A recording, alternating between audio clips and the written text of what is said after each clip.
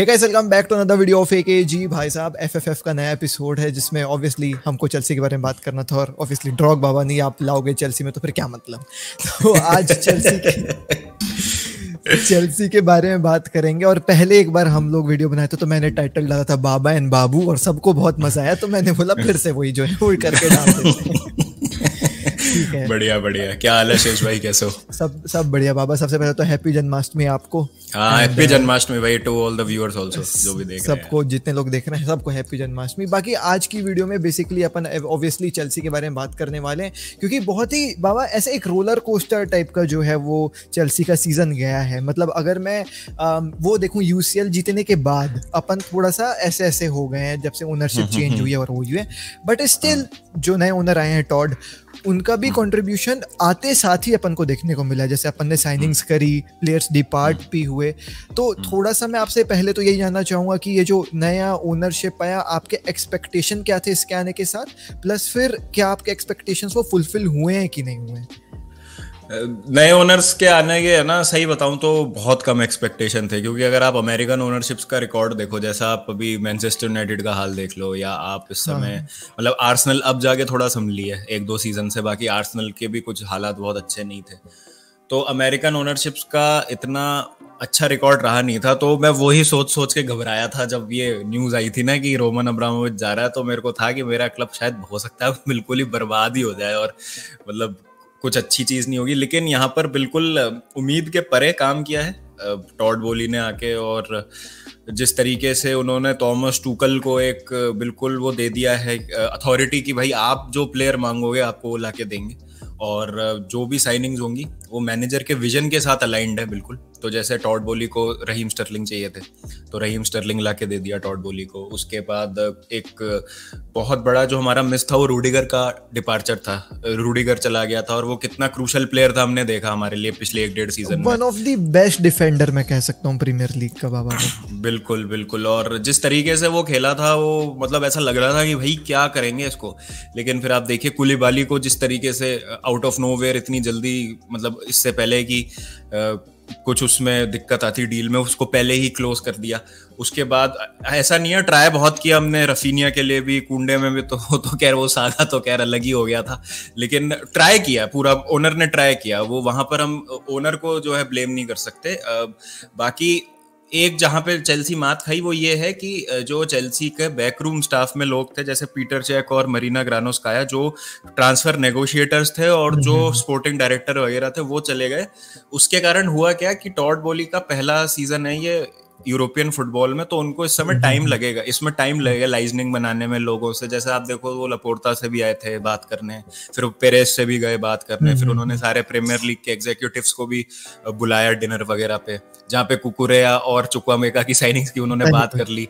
तो वो अभी लाइजनिंग बना रहे हैं, अभी रिलेशंस बना रहे हैं और क्लब से यूरोप में, तो अपनी एक वो पकड़ बना रहे हैं। तो उस चक्कर में आई थिंक शायद चेल्सी उतने साइनिंग्स नहीं कर पाई जो वो करना चाह रही थी। लेकिन यहाँ पर हम ब्लेम नहीं कर सकते बिल्कुल भी ओनर को। तो 1% उसने जितना उससे बन पड़ रहा था उसने पूरा मतलब उसने दम लगाया है। दूसरी बात, थॉमस टूकल नेगोशिएटर तो है नहीं, और वो भी उसको भी आप देखो तो कोई टॉप क्लब्स मैनेज करने का एक्सपीरियंस रहा नहीं है। इससे पहले बस पीएसजी ही था, उससे भी उसने चैंपियंस लीग का फाइनल ही खेला था। तो थॉमस टूकल का भी ऐसा कोई औहदा नहीं है बहुत बड़ा, जैसे हम मान ले जैसे पेप का है, क्लॉप का है या एंचेलोटी का है, जो सोचे कि भाई यहाँ पर एक मैनेजर है जिसके लिए हम जाएं और खेले। तो वहां पर जरूर चेल्सी थोड़ा सा लैक करी है चीजों को। लेकिन अगर मैं अभी तक बात करूं तो जैसे स्टर्लिंग आ गया है, कुलिबाली आ गया है, कुकुरेया आ गया, बहुत बहुत बहुत बेहतरीन साइनिंग है ये तीन। उसके अलावा वेस्ली फोफाना से बात चल रही है एक सेंटर बैक के लिए, तो वो अगर आ जाता है, और अगर 1% भी हम फ्रैंकी डियोंग, मतलब अगर मान लो वो फ्रैंकी डियोंग की सिचुएशन सॉल्व हो जाए, और वो मतलब अगर इस समय तो देखो लग रहा है कि वो शायद रुक जाएगा जो रिपोर्ट्स आ रही है, बट इन केस अगर फ्रैंकी डियोंग का ऐसा कुछ चांस बनता है कि ही इज लीविंग बार्सिलोना, तो I think Chelsea is the only option और इस समय जो दिख रहा है। And if we are able to get Frenkie, भाई मजा आ जाएगा। मतलब सही बता रहा हूँ, वो तो फिर मतलब आग लग जाएगी मिडफील्ड में, सॉर्ट हो जाएगा, मतलब हमारा सालों के लिए सॉर्ट हो जाएगा मिडफील्ड। हाँ, मतलब एक परफेक्ट ट्रांसफर विंडो जो है वो अपन कह सकते हैं, इतने इंपॉर्टेंट प्लेयर्स को खोने के बाद भी। मतलब रूड्रिगर हो गया, I won't consider Lukaku and Werner as important player, but Lukaku को तो मैं प्लेयर ही कंसिडर नहीं करता, इंपॉर्टेंट तो छोड़ ही दो। तो वही मैं कह रहा था कि मतलब अच्छी तो इम्पैक्ट हुई है ओनर की, मतलब जैसा हिस्ट्री रहा है अमेरिकन ओनर्स का, जैसे आप कह रहे हो, ऑब्वियसली एक अच्छा पॉजिटिव इम्पैक्ट जो है वो डाला है। कहीं ना कहीं वो समझ में आ रहा है कि वो जो एक प्यार रोमन भी शो करता था चेल्सी क्लब अपने क्लब के लिए, वो इनसे भी अपन को देखने को मिलेगा, जो अनफॉर्चुनेटली और fortunately for some people Arsenal और यूनाइटेड के तरफ से अपन को देखने को नहीं मिलता है। हाँ। खैर साइनिंग्स तो अच्छी हुई है बाबा, कुकुरेला हो गया, कोलोबेली हो गया, चुकुमेका हो गया, स्टर्लिंग हो गया, ऑब्वियसली 4 साइनिंग्स हो गई हैं। और एक एस्पिलिक्वेटा को भी कन्विंस कर लिया रोकने के लिए, हाँ। तो वो भी मैं साइनिंग के बराबर ही मानूंगा उसको, ऑब्वियसली मतलब उसके एक्सपीरियंस और लीडरशिप की बहुत जरूरत थी हमको इस समय। सही बात है, बैक लाइन में रूड्रिगर को खोने के बाद।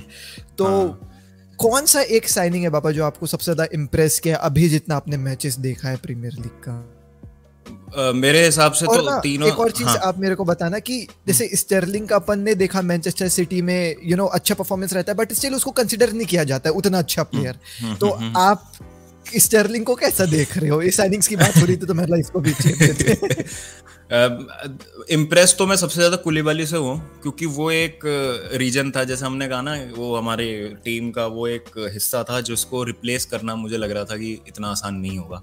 तो जिस तरीके से सीमलेसली आगे फिट हो गया है कुलिबाली, और वैसे तो देखो अभी 2 ही मैच हुए हैं और प्री सीजन भी इतना कुछ अच्छा गया नहीं था चेल्सी का, तो अभी we are jumping the gun kind of. तो अभी सही जजमेंट तो हम 5 से 10 गेम वीक बाद ही देंगे सारी टीम्स का ही। लेकिन अगर अर्ली साइंस की मैं बात करूं तो कुलिबाली मेरे को बहुत इंप्रेसिव लगा है, और ऐसा लग ही नहीं रहा है कि वो चेल्सी प्लेयर नहीं था इतने सालों से, जिस तरीके से वो खेल रहा है। दूसरी चीज, आपने स्टर्लिंग की जहां तक बात करी, तो स्टर्लिंग मेरे हिसाब से अगर हम स्टैट्स की बात करें और इम्पैक्ट की बात करें, तो हैरी केन के बाद अगर किसी इंग्लिश प्लेयर ने सबसे अच्छा परफॉर्म किया इस जनरेशन में तो वो स्टर्लिंग है।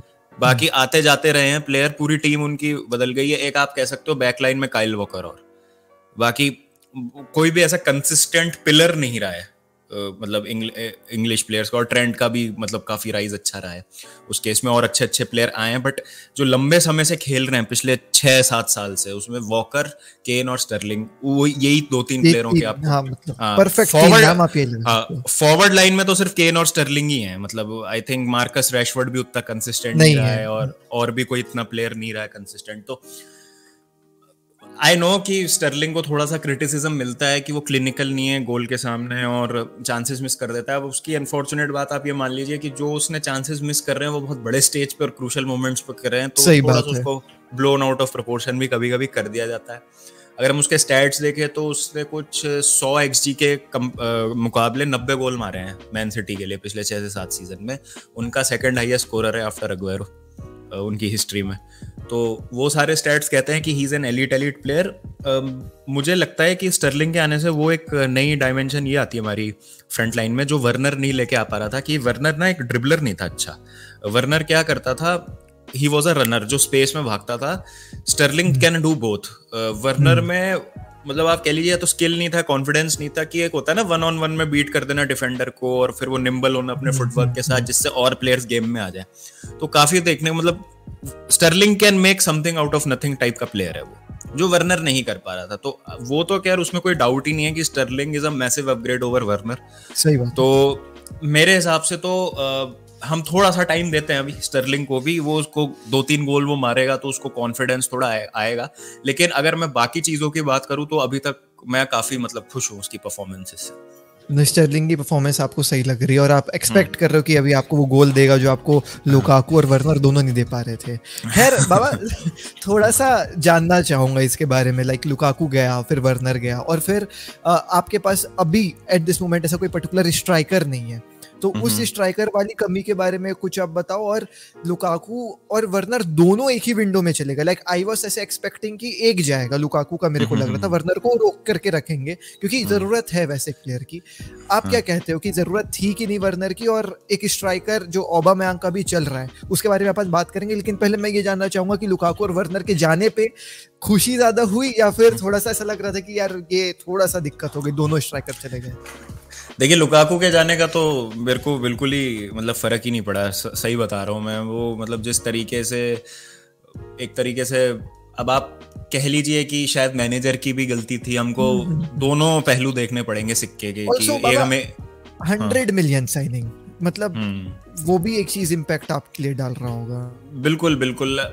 मैं यहाँ पर यही कहना चाहता हूँ कि मैं एक तरफा होके मतलब बोल तो सकता हूँ, लुकाकू को बैश तो कर सकता हूँ, मन तो वही है करने का, लेकिन यहाँ पर हम एक अगर थोड़ा सा इमोशन से हट के देखें तो कहीं ना कहीं मैनेजर की भी गलती हो ही सकती है कि भाई जो प्लेयर 2 सीजन से इतना अच्छा खेल रहा था वो आके तुम्हारे सिस्टम में काम नहीं किया, बट फिर Lukaku did not help himself also by giving all those interviews, और फिर वो जो उसने चीज करी तो कुछ उसने अपने डिफेंस में पॉइंट्स ऐसे रखे नहीं कि फैंस मैनेजर को क्वेश्चन कर पाए, उसकी साइड ना लेके मैनेजर की साइड ना लेके लुकाकू की साइड ले। इस तरीके का कुछ किया नहीं लुकाकू ने कि अगर वो भी ये बोलता कि चलो ठीक है, या फिर वो आके फिर परफॉर्म भी करता उसके बाद, तो हम कहते हैं कि चलो ठीक है सारे गिले शिकवे माफ यार, तुम जो जिस चीज के लिए तुमको लाया गया है वो तो कर रहे हो, तो वो भी नहीं किया, तो उसका मेरे को दुख हुआ। वर्नर का यार मतलब दुख नहीं हुआ, मतलब मेरे को ये हुआ कि ठीक है गया कोई दिक्कत नहीं है, बला टली उस तरीके से हो गया।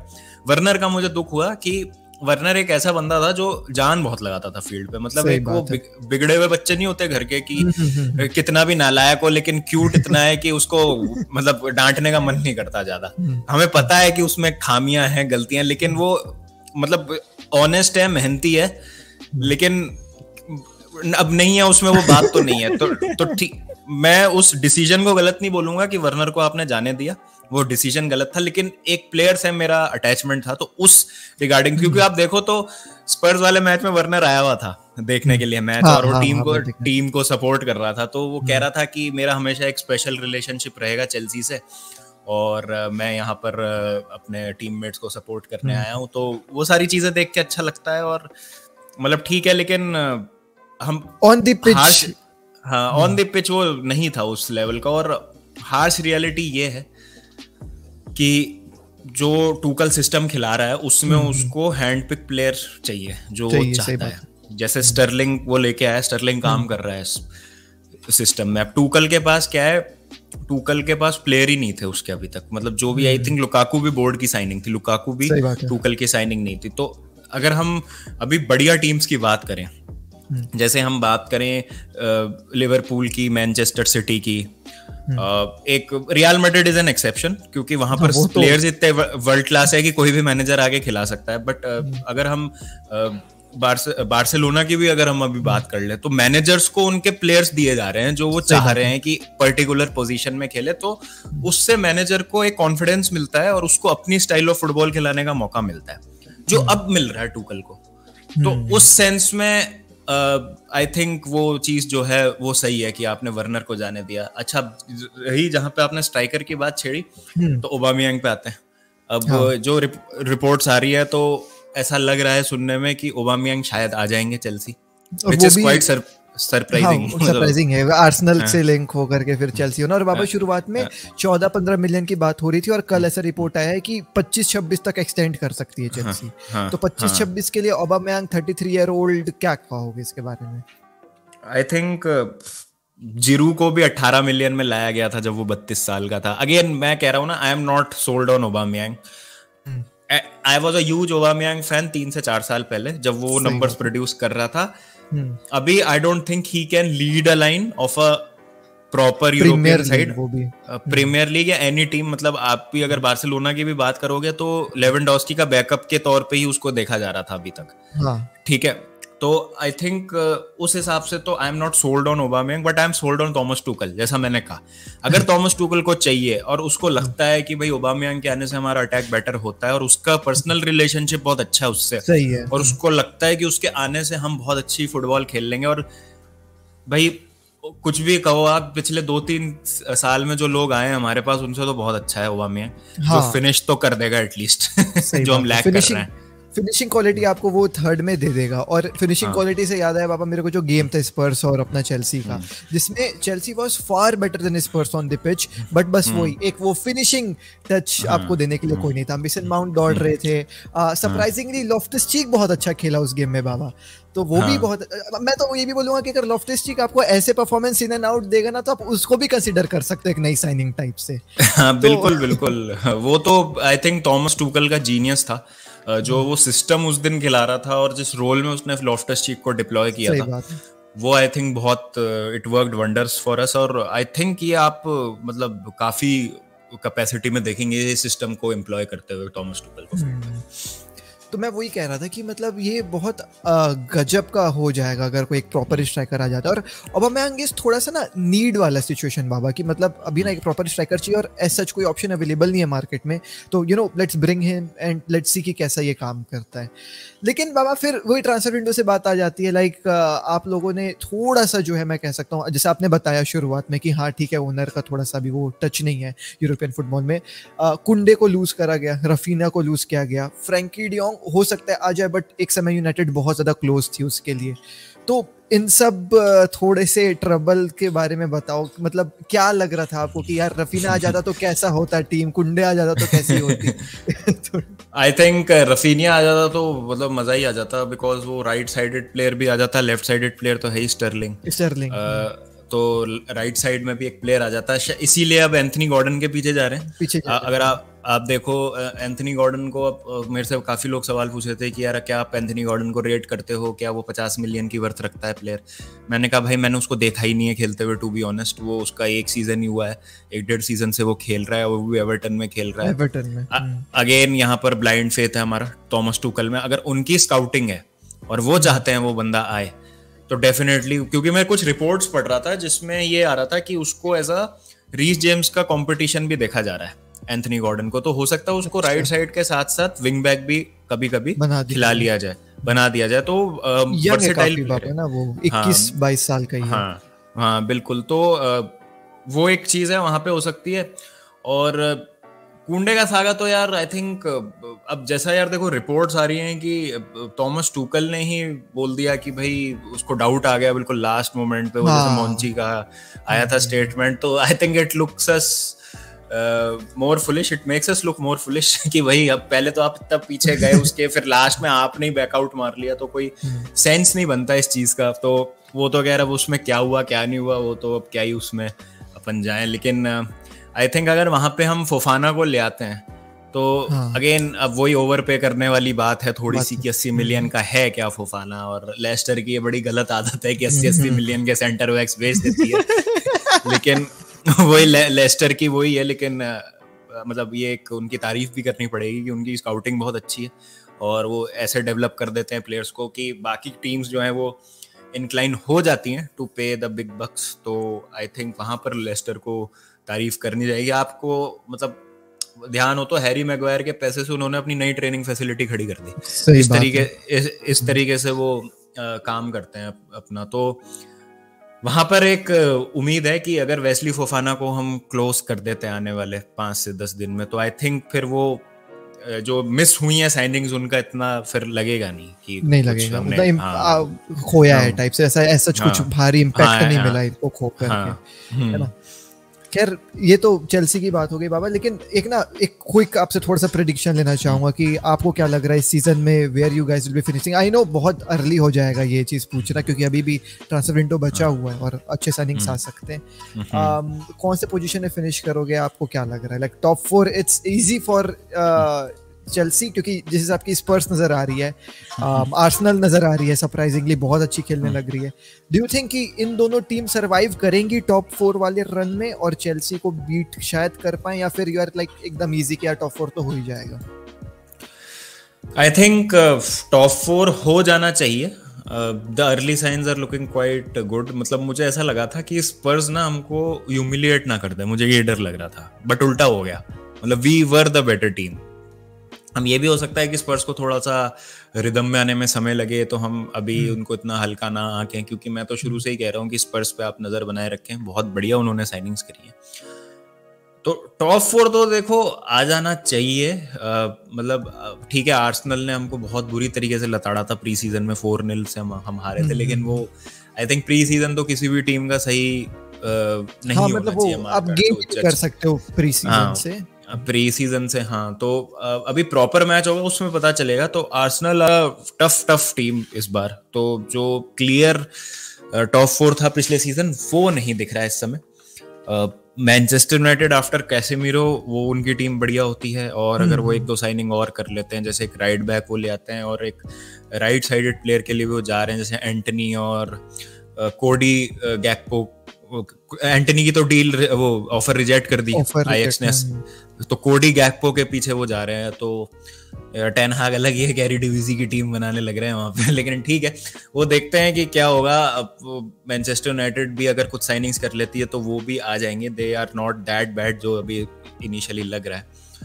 बट आई स्टिल थिंक कि चेल्सी, गिवन द फैक्ट कि जो मैनेजर है हमारे पास और जो हमने साइनिंग्स करी है, अगर लास्ट सीजन जैसा चेल्सी का गया था ना, वो सेम अगर इस सीजन हम कर लेते हैं ना कि थर्ड आ जाए प्रीमियर लीग में और comfortable third with fighting for the cups till the last, जैसे हम चैंपियंस लीग में भी बहुत हमने जबरदस्त तरीके से फाइट किया था रियल मैड्रिड के अगेंस्ट क्वार्टर फाइनल में। फिर उसके बाद हम दो कप्स जो हमने खेले थे उसके फाइनल में पेनल्टी शूटआउट्स में हारे थे। तो अगर इस तरीके की अगर परफॉर्मेंसेस रहती हैं और इसमें एक आधा कप हम जीत जाते हैं तो I think it will be a successful season. फिर वहां से आप नेक्स्ट समर ट्रांसफर विंडो में बिल्ड करो, जो थोड़ा बहुत और डेडवुड आपको लगता है जो रहता है टीम में उसको निकालो, जो आपको प्लेयर्स चाहिए वो लेके आओ, and then you charge for the title full power.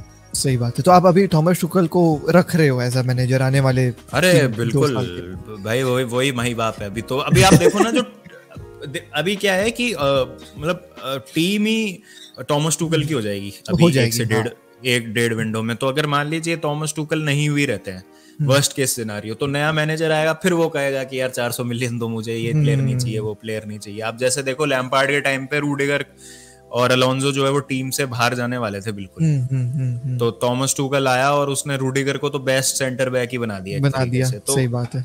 तो हर मैनेजर के कुछ प्लेयर होते हैं और कुछ मतलब स्टाइल ऑफ प्ले होती है। तो मैं वही कह रहा हूँ, जैसे या तो आपके पास रियल मैड्रिड जैसा स्क्वाड हो जो किसी भी मैनेजर के अंदर कैसे भी खेल जाए, जो चेल्सी का पहले होता था, टेरी, ड्रॉगबा, लैम्पार्ड, एशली कोल, पीटर चेक इनके टाइम पे, कि 5-6 प्लेयर्स का कोर सेम होता था, फिर बाकी 4 प्लेयर इन 6 प्लेयर के अराउंड खेल जाते थे कि भाई ये 6 प्लेयर तो नहीं हिलेंगे टीम से, बाकी फिर 3-4 मैनेजर जो अपने हिसाब से फिडल करता रहता था। तो वो वर्ल्ड क्लास प्लेयर वही होते हैं जो किसी भी सिस्टम में किसी भी टीम में खेल सकते हैं कहीं पे भी। तो वो देखते हैं, या तो ये प्लेयर अगर वैसे रहे तो ठीक है, नहीं तो मतलब ठीक है। अभी मेरे को लगता है कि थॉमस टुखल एक ऐसे मैनेजर है जो अपनी लेगेसी बना सकते हैं चेल्सी में, अगर उनको समय दिया जाए तो। सही बात है। और लेगेसी तो आते साथ बना भी लिया थोड़ा सा भाई, मतलब चैंपियंस लीग जितना मजाक नहीं है बाबा, हमसे पूछो, हम स्ट्रगल कर रहे हैं। जीत ही जाएगी यार। अब बार्सिलोना का भी समय आने वाला है, मुझे लग रहा है जिस तरीके से साइनिंग्स कर रही है बार्सिलोना, आई थिंक मतलब this team will win something big, वो तो है। सही बात है। होपफुली आपके मुंह में घी शक्कर भाई, ऐसा हो, मजा आए देखकर। खैर जितनी मैंने टॉपिक्स प्रिपेयर करी थे दोस्तों, उतने में तो अपने बात हो गई है चेल्सी के रिलेटेड।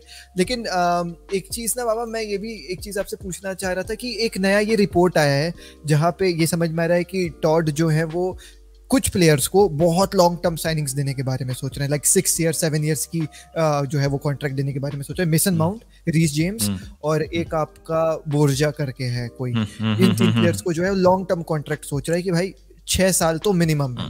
7 का बात हो रहा था, 5 से 7 का कुछ ऐसा सीन। हाँ, 6+1 का बात हो रहा है। हाँ, सही कह रहे हो। 6+1 का बात हो रहा है। तो बाबा इसके बारे में क्या कहोगे? लाइक इतना लंबा कॉन्ट्रैक्ट 6 साल, मतलब we have seen people and good players declining over the time.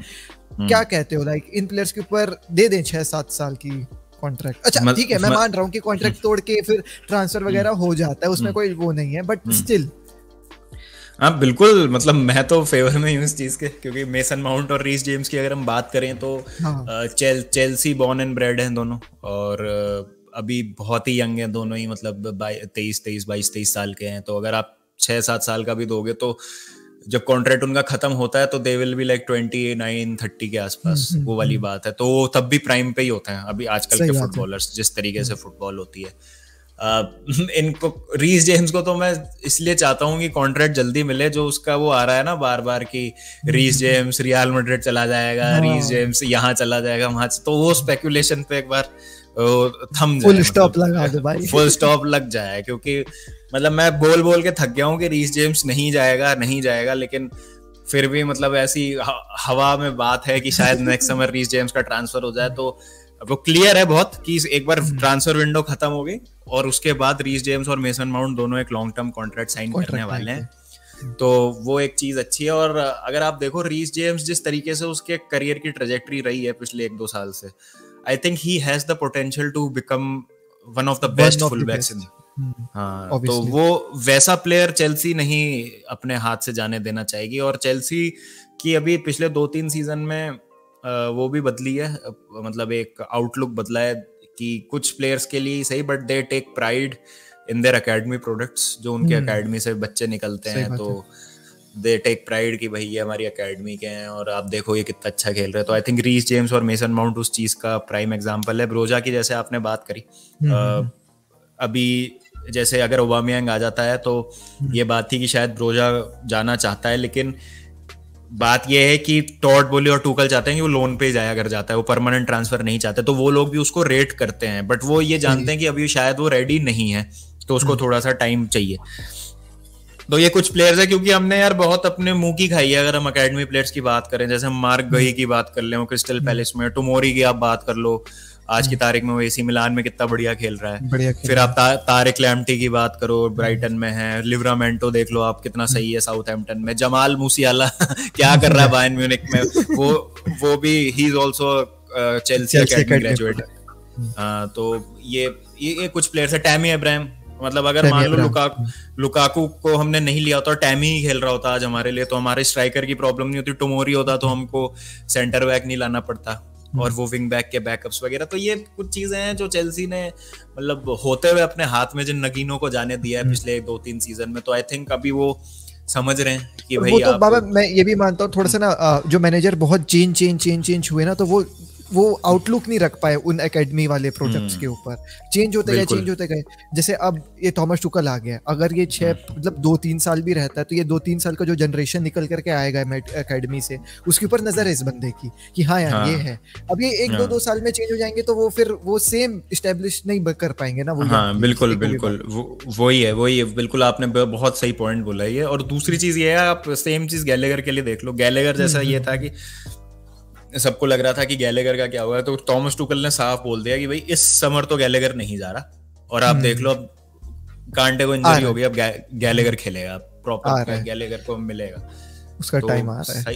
देखते हैं, मतलब आई होप कि भाई ये जो कॉन्ट्रैक्ट वाली चीजें जल्दी हो जाए, और जो हमने पिछली साल मिस्टेक करी थी विद रूडिगर एंड क्रिस्टियनसन, वो रिपीट ना हो। क्रिस्टियनसन भी हम एकेडमी प्रोडक्ट ही है। हाँ, क्रिस्टियनसन एकेडमी प्रोडक्ट यार। तो ये तो चलो ठीक है बाबा। अच्छा, एक और मेरे को आप बात बताओ कि जैसे अपन अटैकिंग लाइन के बारे में इतनी बात कर रहे हैं चेल्सी की, कि अटैक में चेंज थोड़ा सा नेसेसरी है। हावर्ड्स अटैकिंग लाइन में खेलता है, आपकी क्या बेस्ट अटैकिंग लाइनअप होगी, ये मेरे को आप बताओ। आई थिंक ये जो अभी लास्ट गेम में खेली थी, फिलहाल तो जो अभी हमारे पास अवेलेबल ऑप्शंस है उसमें तो यही है। अभी मैं एक बार को मान रहा हूँ कि ओबामेयांग नहीं आया, तो स्टर्लिंग, माउंट और हेवर्ट्स, और अगर ओबामेयांग आ जाता है तो हेवर्ट्स की जगह ओबामेयांग, और फिर ब्रोजा को आप रोटेशन में खिला सकते हो। और मतलब ओबामेयांग फिर आपका नंबर 1 स्ट्राइकर हो जाएगा। फिर आपको कभी अगर लिंक अप चाहिए तो आप माउंट की जगह हेवर्ट्स को खिला सकते हो, 2 स्ट्राइकर आप खिला सकते हो। और अगर आपको फिजिकलिटी चाहिए ऊपर, तो आप ब्रोजा को खिला सकते हो। तो आपका सारा, आपके पास तीनों प्रोफाइल के स्ट्राइकर हो जाएंगे अगर आपको ओबामेयांग भी मिल जाता है तो। बट आई थिंक फिलहाल तो यही है, बिकॉज अभी ब्रोजा को मैं ऊपर नहीं रख सकता हेवर्ट्स से इस समय तो, क्योंकि वो एक्सपीरियंस नहीं है उसको टॉप टीम में खेलने का, वो वाली बात है। और हावर्ट्स आए दिन एक आध गोल मार देता है लाइक इंपॉर्टेंट गेम्स में, तो ऑब्वियसली वो शायद वो एज हावर्ट्स ले रहे हैं ब्रोजा के ऊपर। सही है बाबा। तो अपन ने ऑलमोस्ट जो है वो चेल्सी के बारे में लगभग बात कर ली। मैं आपसे थोड़ा सा वो जो फ्यूड हुआ था दोनों मैनेजर्स के बीच में, टुकल और कॉन्टे के बीच में, उसके बारे में वो तो देखो, मतलब न्यूट्रल होता ना तो मुझे तो भाई बड़ा मजा आता वो देख के, टू बी ऑनेस्ट। जो वही हुई थी, और एक मैं पढ़ रहा था, मेरे को तो खूब मजा आया था। मतलब वो बस एक चीज ये थी, एज अ चेल्सी फैन बस थोड़ा सा ये लगा कि यार लास्ट मिनट में जो इक्वलाइजर खा लिया तो मजा खराब हो गया। वो 3 पॉइंट मिल जाते पूरे तो परफेक्ट मैच हो जाता, बट ठीक है, कोई दिक्कत नहीं है वो तो। एक मैं चीज पढ़ रहा था ट्विटर पे कि इतने सालों से जो पेप और क्लॉप का रोमांस चल रहा है ना, कि लड़ते ही नहीं है, हाथ मिला लेते हैं, बस हल्का फुल्का सा आर्ग्यू कर लिया तो कर लिया कभी एक आध बार।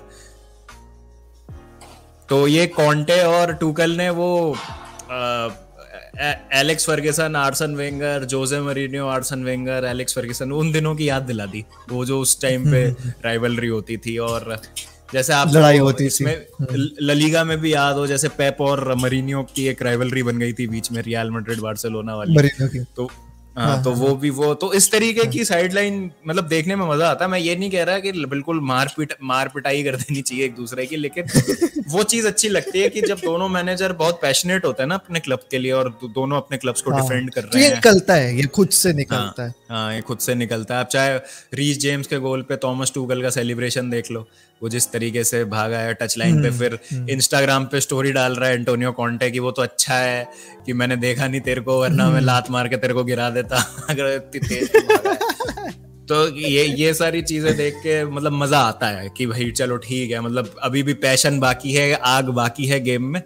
और मतलब वो जो गेम था ना, was a perfect advertisement for Premier League. कोई अगर आपको दिखाना हो ना किसी को कि प्रीमियर लीग क्या है, तो आप ये मैच दिखा दो उसको कि भाई this is Premier League, this is entertainment. Might not be the most technical league, कोई आपको टेक्निकल फुटबॉल देखने को नहीं, एंटरटेनमेंट पूरा मिलेगा आपको, भरपूर है भाई। लेकिन बाबा टेक्निकल भी था उस गेम में, मेरे को मजा आया। मतलब दोनों मैनेजर्स एकदम सब था, मतलब फुल पैकेज। अगर प्रीमियर लीग का कोई गेम होगा वो तो मतलब पीक प्रीमियर लीग क्लासिक था वो गेम। मतलब टैक्टिकल बैटल बहुत फैसिनेटिंग थी दोनों मैनेजर्स की तरफ से, पूरी मतलब टैक्टिक्स आपको दिखने को मिली थी।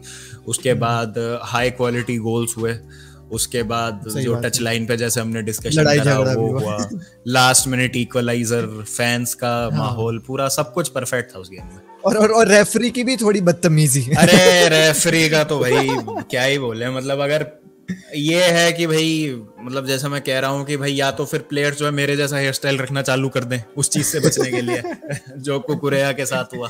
सही में यार। हाँ, तो मतलब अगर भाई तुम उसको बाल पकड़ के पटक ही दे रहे हो और फिर भी VAR जो है कुछ नहीं कर रहा उसके बारे में, तो भाई मेरे को तो पता नहीं, फिर या तो कोई गेम का रूल चेंज हुआ है जो मुझे नहीं आइडिया, जिसके बारे में जिसमें अलाउड है कि आप बाल ही नहीं था बाबा कि बाल खींच के गुत्थम गुत्थी तो उतराओ, मतलब ये तो कुछ ज्यादा ही हो गया था। तो वही है, तो वो चलो ठीक है। अगेन मैंने जैसे कहा ना, कंट्रोवर्सी के बिना तो प्रीमियर लीग में मैं बता रहा हूँ ना, English referees are not capable enough.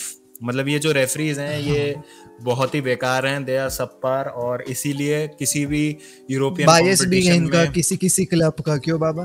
ऐसा बायस तो है ही, भी रखे हुए हैं, बायस तो रहता ही है इनका। प्लस आप देखोगे ना तो किसी भी चैंपियंस लीग के मैच में या किसी भी यूरो या फीफा के मैच में आपको इंग्लिश रेफरी रेयरली मिलेगा रेफरिंग करता हुआ, क्योंकि ये फिट ही नहीं है इतने बड़े मैचेस को रेफरी करने के लिए। तो वो दिख गया इनकी इनकॉम्पिटेंस। सही बात है। ठीक है बाबा, मैं यही पे जो है अपन इस चेल्सी वाले कॉन्वर्सेशन को एंड करते हैं। थोड़ा सा आपसे 2-3 चीज और जानना चाहूंगा। एक तो कैसेमीरो टू यूनाइटेड आपको कैसा लग रहा है, ये मेरे को बता दो। और फिर पीछे जो ये आपके ये ट्रॉफीज वगैरह रखी हुई है ना, इसके बारे में जरा सा अपन बात कर लेंगे। ये क्या है क्या नहीं, ऐसे हिस्ट्री कर। हाँ ये चलिए ट्रॉफी का मैं पहले बताता हूँ आपको। ये एक्चुअली क्या है कि हमारा जयपुर में एक JFF है, which is Jaipur football fans assemble. तो उसमें हमारे जितने भी सपोर्टर्स क्लब हैं जयपुर में, जैसे चेल्सी है हमारा, Arsenal, Barcelona, real Madrid, man city, Liverpool, हम 6-7 जो क्लब्स हैं उनके सपोर्टर्स क्लब मिलके एक टूर्नामेंट खेले थे फुटबॉल का। अच्छा। तो वो हम जीत गए थे ये।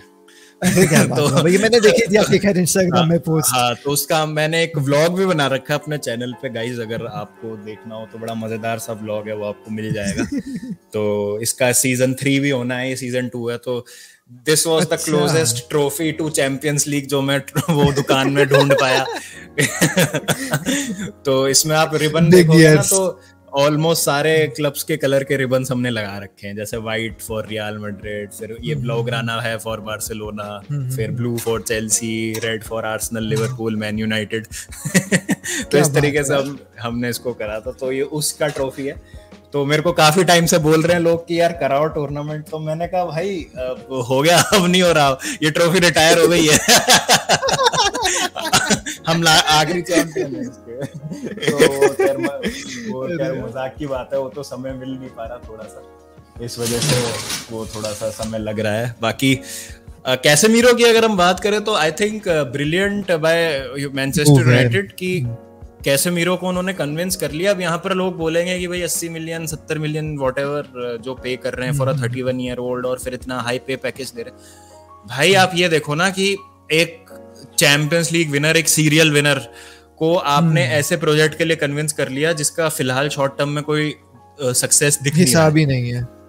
तो उसके लिए जो लेजेंड प्लेयर्स स्ट्रगल कर रहे हैं बाबा।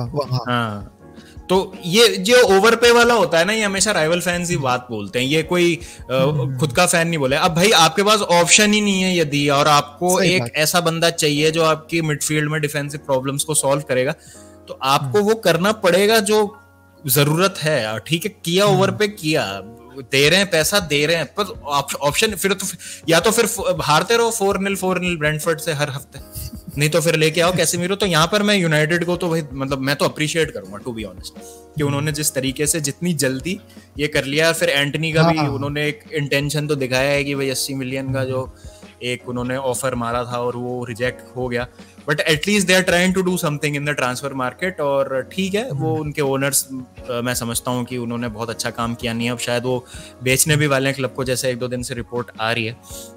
बट कैसेमीरो तो यार I think is a brilliant signing और won't solve all the problems, क्योंकि वहां पर आपके साथ क्रूज और मॉड्रिच थे, यहाँ पर मैकटोमिनी है, ब्रूनो है। तो आई थिंक वो इतना भी कोई जादू ना एक्सपेक्ट करें। बट हाँ, जो ब्लंडर्स हो रहे थे कि ओवर रन हो रही थी मैनचेस्टर यूनाइटेड फील्ड में, और ऐसा हो रहा था कि एक आप सिंपल प्रेस करेंगे मिड ब्लॉक से और मैनचेस्टर यूनाइटेड पोजीशन लूज करके अंडर प्रेशर गोल कंसीड कर लेगी, वो अब मैं नहीं होते देखता कैसेमीरो के रहते तो। सही बात है।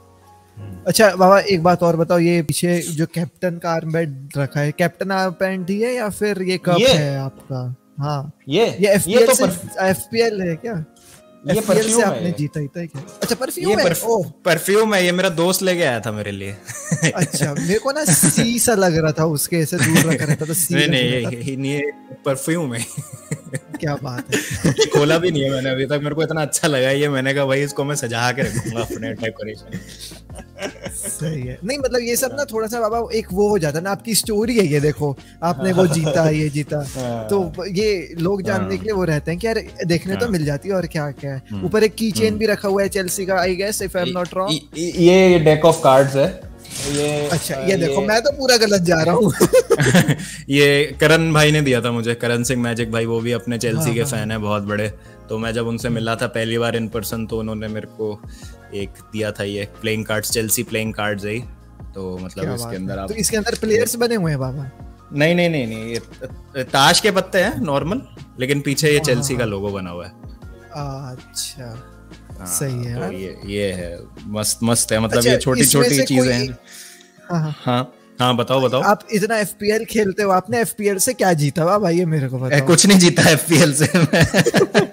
एफपीएल से आज तक कुछ नहीं जीता, मतलब हाईएस्ट जो आई थिंक मेरा रहा है टॉप 30K में आया हूँ मैं एफपीएल में। तो 30K में तो बस एक ब्रैगिंग राइट ही मिलता है, प्राइस तो कुछ मिलता नहीं।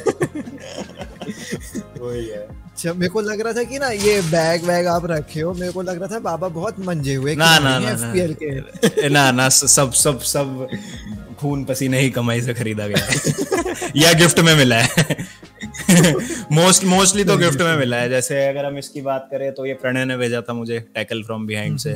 हाँ। और ये एक बैग है, ये मेरी वाइफ ने मुझे गिफ्ट किया था बर्थडे पे। तो इस तरीके से मतलब कभी कुछ मिल जाती है चीज तो उठा लेते हैं, नहीं तो फिर गिफ्ट तो मिल ही जाता है। सही है बाबा। नहीं, मैं बहुत ज्यादा, मेरे को ऐसा लगता था ना कि अरे यार ये तो लगता है बाबा बहुत एफपीएल खेलते हैं, कुछ निकाले हैं वहां से। मैं बोला कि क्योंकि आप वीडियो भी डालते थे ना बाबा शुरुआत में एफपीएल की, मेरे को जहाँ तक याद है कि अभी हम अभी एक चैनल भी मैंने और प्रणय ने साथ में स्टार्ट किया, एफपीएल पंचायत। तो जो लोग भाई अगर एफपीएल में इंटरेस्टेड है तो एफपीएल पंचायत को चेकआउट कर सकते हैं। उसमें हफ्ते की 2 स्ट्रीम करते हैं हम, एक मैच गेम वीक स्टार्ट होने से पहले और एक गेम वीक के बाद। तो वो भी एक नया चीज है। मेरे को तो देखना पड़ेगा वो, क्योंकि मेरे को तो कोई ज्ञान नहीं है एफपीएल का, और मेरे को बहुत वो लगता है कि यार थोड़ा तो खेलना है, एक बार देखे तो क्या है। बिल्कुल बिल्कुल मजेदार चीज है को भाई एक बार जा करके चेक करो तुम लोग, है ना। बाकी भाई अब तो बोलने वाली बात नहीं है, ड्रॉगबा को आप अगर कोई नहीं चेक किया तो आप जा करके ऑब्वियसली चेक कर सकते हो। एनीवेज बहुत मजा आया बाबा बात करके चेल्सी के बारे में, और आप जब भी आते हो चैनल पे भाई, मैं तो फिर से मैं वही कहता हूँ, हमेशा कहा हूँ कि कुछ नया सीखने को मिलता है, मजा आता है आपके साथ कॉन्वो करके। थैंक यू सो मच आशीष भाई, थैंक यू। बाकी मिलते हैं दोस्तों ऐसी, होपफुली बाबा और मैं आपको और दिखेंगे साथ में अगली वीडियो तक। This is Ashish K sending out, बाबा टेक केयर, पीस एंड क्या बोलते हैं पापा आप लोग, कम ऑन द ब्लूज, क्या है वो आप लोग का चैंट? अब the Chels keep the blue flag flying, अब द चेल्स, ठीक है भाई, चले अब द चेल्स। ठीक है।